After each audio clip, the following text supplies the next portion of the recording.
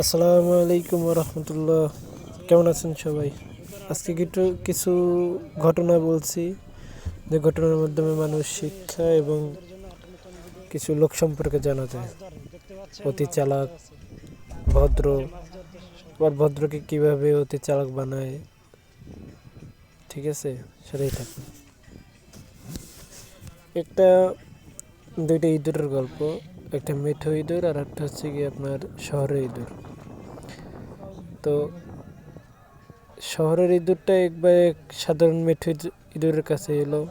হ্যাঁ, তো মেঠো ইঁদুর বসবাস করতো এক মাঠে। সে তার অতিথিকে খেতে দিল, যা তার ছিল। হ্যাঁ, মেঠো ইঁদুর হচ্ছে কি আপনার যে ইঁদুরটা মাটিতে থাকে বা মাঠে থাকে। হ্যাঁ, তারপর তাকে খেতে দিল হচ্ছে কি মটর ও গমের দানা।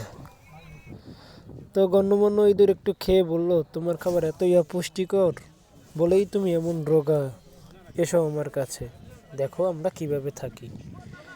তখন মেঠো ইঁদুর চলল শহরে ইঁদুরের কাছে।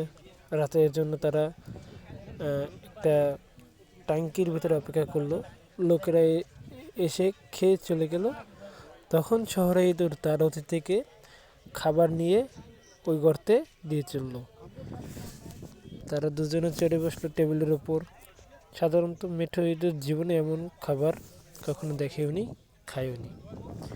সে বলল, তুমি ঠিকই বলেছ, আমাদের জীবনে খুবই খারাপ, আমিও শহরে বাস করতে চলে আসব। এই কথা বলতে না বলতেই টেবিলটি কেঁপে উঠল, আর দরজা দিয়ে মোমবাতি হাতে নিয়ে ইঁদুর ধরতে লোক ঘরে ঢুকলো। তারা কোনো ক্রমে নিজেদের বাঁচাতে গর্তে ঢুকে পড়লো। মেঠো ইঁদুর সাথে সাথে বললো, না, এর চেয়ে আমার মাঠে বসবাস করাই ভালো, যেখানে এমন মিষ্টি খাবার নেই ঠিক, তবে এমন ভয়ের কোনো কারণও নেই। তাহলে এখান থেকে আমরা শিক্ষা নিতে পারি এই যে অতি লোভে তাঁতি নষ্ট, অতি লোভে তাঁতি নষ্ট। আলহামদুলিল্লাহ, আমি যেখানেই আছি আমরা সেখানেই আল্লাহর শুকরিয়া আদায় করি। এর থেকে ভালো যদি আমাদের কপালে থাকতো, আল্লাহ অবশ্যই আমাদের দিত। চেষ্টা করতে হবে ভাই, চেষ্টা ছাড়া কখনো ভালো জীবনে যাওয়া সম্ভব না। আপনি চেষ্টা ছাড়া যদি ভালো জীবনে যেতে চান, তো তাহলে আপনার জীবনে অনেক কষ্টকর দিন অপেক্ষা করছে, অনেক বিপদ অপেক্ষা করছে, যেটা আপনি কল্পনায় ভাবতে পারেন না। সেই ইঁদুরটির কথাই ভাবুন, একটু ভালো খাবারের জন্য, হ্যাঁ, ও যে শহরে উঠলো, সাথে সাথে ওর জীবন নাশের ঝুঁকি এসে পড়লো।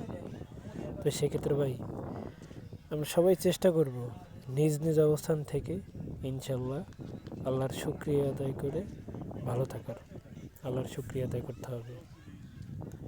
ঠিক আছে ভাই, এই যে লোকগুলো দেখছেন, ওনারা ধৈর্যের সাথে ওইখানে মাছ ধরে।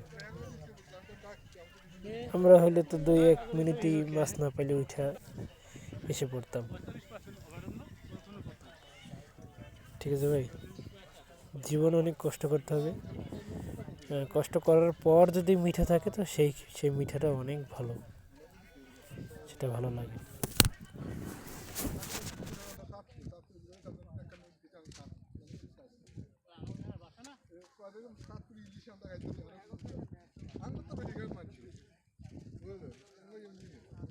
আমাকে একটা মাখন সুস্থ লঞ্চ যায় লঞ্চ মনে করেন না।